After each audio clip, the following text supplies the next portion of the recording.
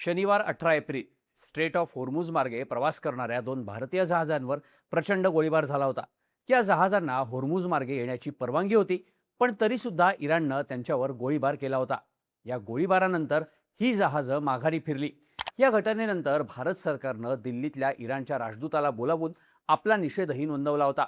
आता या घटनेला फक्त 3 दिवस झालेत आणि स्ट्रेट ऑफ होर्मुझमध्ये इराणकडून पुन्हा एकदा गोळीबार झालाय. इराणनं यावेळी 3 जहाजांवर हल्ला केला, ज्यापैकी 2 जहाजं इराणच्या IRGCनं आपल्या ताब्यात घेतली. यापैकी एक जहाज भारताच्या दिशेनं येत होतं. हे जहाज आता इराणच्या ताब्यात आहे. या घटनेनं स्ट्रेट ऑफ होर्मुझमध्ये पुन्हा एकदा तणाव वाढलाय. इराण जाणून बुजून भारताकडे येणाऱ्या जहाजांना टार्गेट करतोय का, असे प्रश्न विचारले जात आहेत. नक्की घडलंय काय? इराणनं कोणत्या 3 जहाजांवर हल्ला केला? यापैकी भारताकडे येणारं कोणतं जहाज इराणनं पकडलं? इराण हे वारंवार का करतोय? समजून घेऊया त्या व्हिडिओमधून. नमस्कार, मी शार्दूल आणि तुम्ही बघताय बोल व्हिडिओ. सगळ्यात आधी घडलं काय ते सांगतो. बुधवार 22 एप्रिलच्या सकाळी स्ट्रेट ऑफ होर्मुझमधून जाणाऱ्या 3 मालवाहू जहाजांवर इराणकडून गोळीबार करण्यात आला.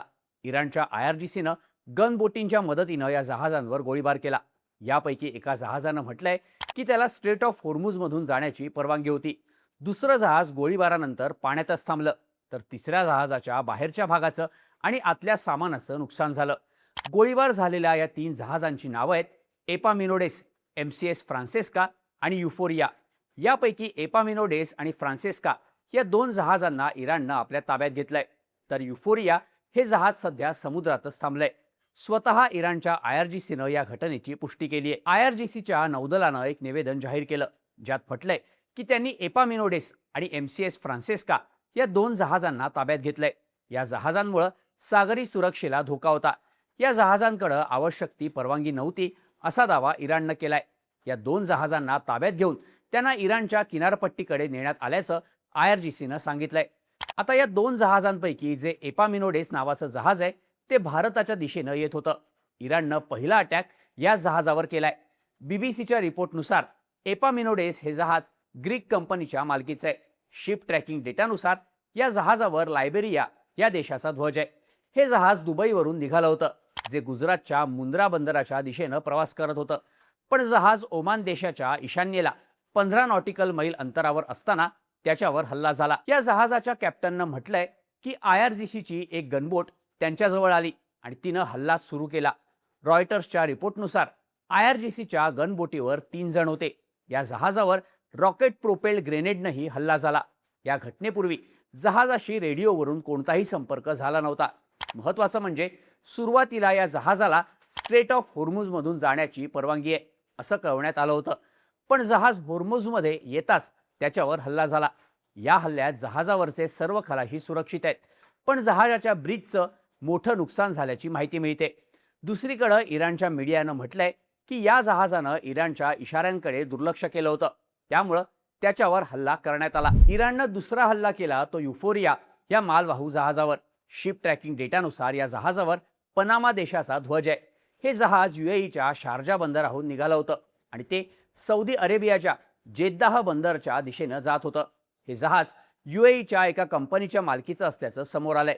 रिपोर्टनुसार हे जहाज इराणच्या पश्चिमेला 8 नॉटिकल मैल अंतरावर असताना त्याच्यावर गोळीबार करण्यात आला. या जहाजाच्या कॅप्टननं त्यांच्यावर गोळीबार झाल्याची पुष्टी केली आहे. गोळीबारात या जहाजाला कोणतंही नुकसान झालेलं नाही. तसंच जहाजावरचे सगळे कर्मचारी सुखरूप असल्याची माहिती मिळते.